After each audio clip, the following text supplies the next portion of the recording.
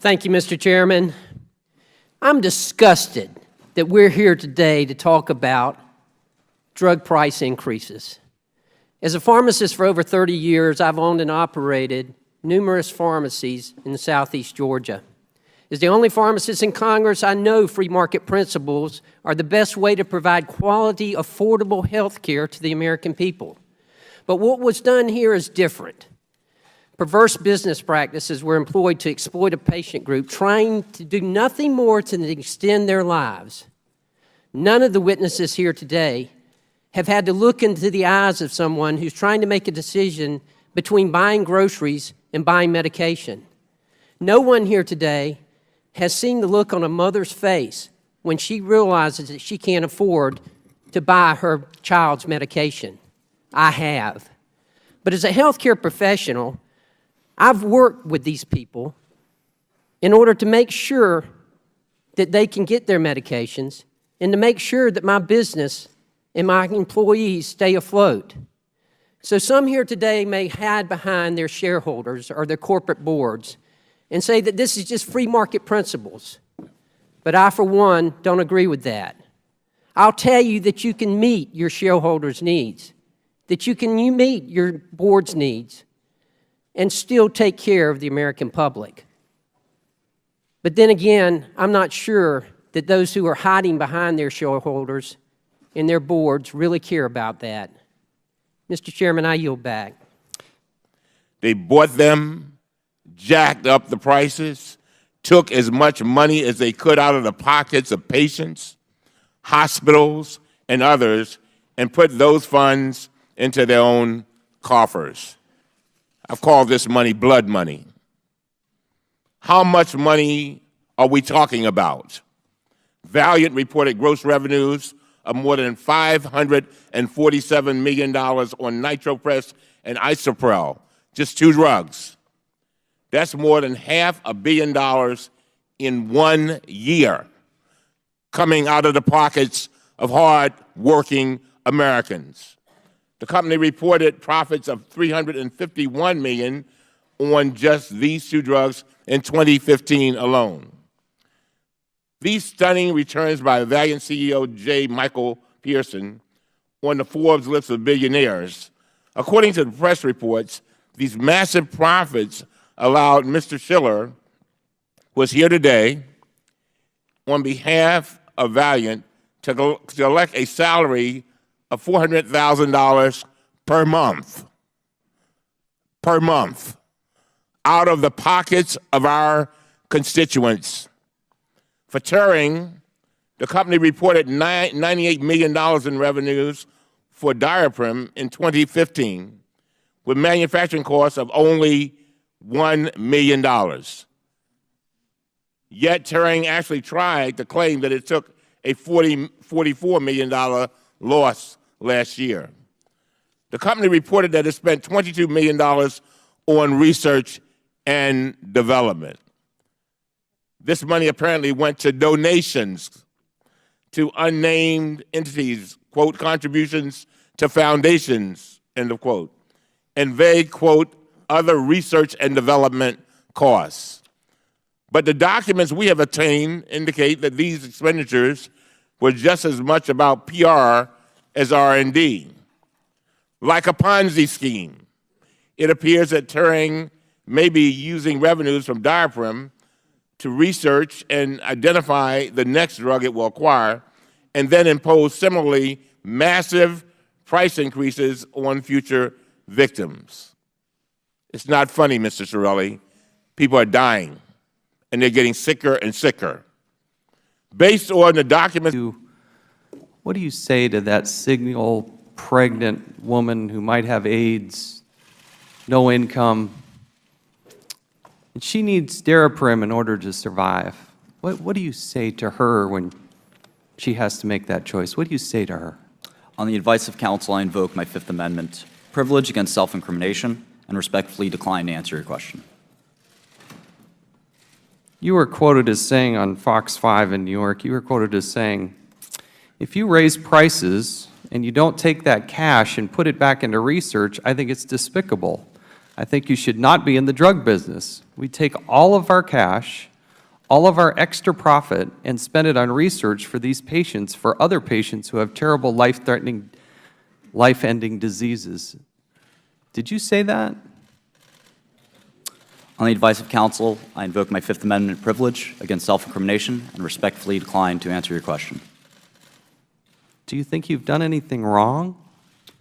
On the advice of counsel, I invoke my Fifth Amendment privilege against self-incrimination and respectfully decline to answer your question. I'd like to yield time to Congressman Gowdy of South Carolina. Thank you, Mr. Chairman. Is it pronounced Shkreli? Yes, sir.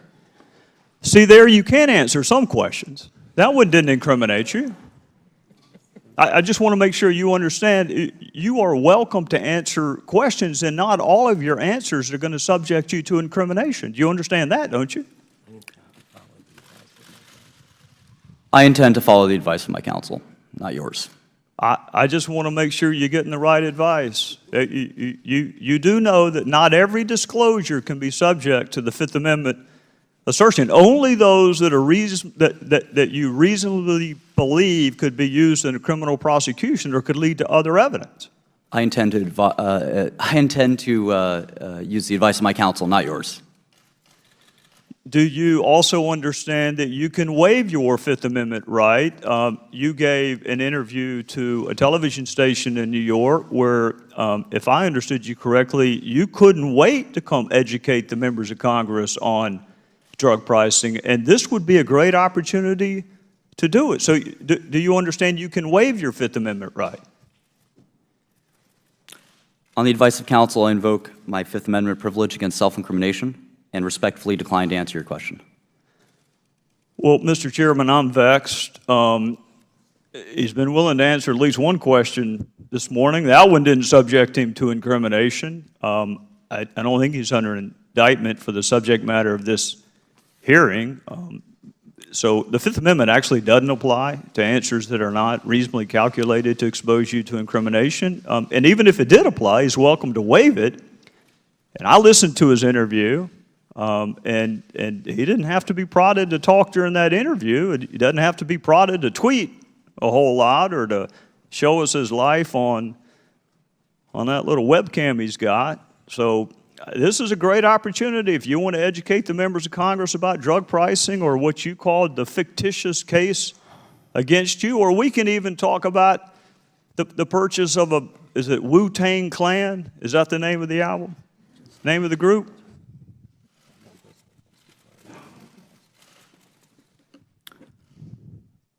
On the advice of counsel, I invoke my Fifth Amendment privilege against self-incrimination and respectfully decline to answer your question. Mr. Chairman, I am stunned that a conversation about an album he purchased could possibly subject him to incrimination. But if Well, the gentleman is correct. I understand that Mr. Shkreli is under indictment, but it is not the intention to ask him questions about that topic.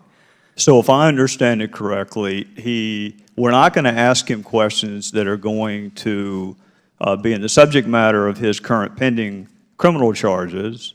And if we were to get close to one or in the gray area, he's welcome to assert his Fifth Amendment privilege there. And if we stay away from the subject matter of his indictment, he is, some could argue, has a legal obligation to answer under Kasgar versus United States, but certainly has the right to do so, as he did in the television interview and as he does quite frequently on social media.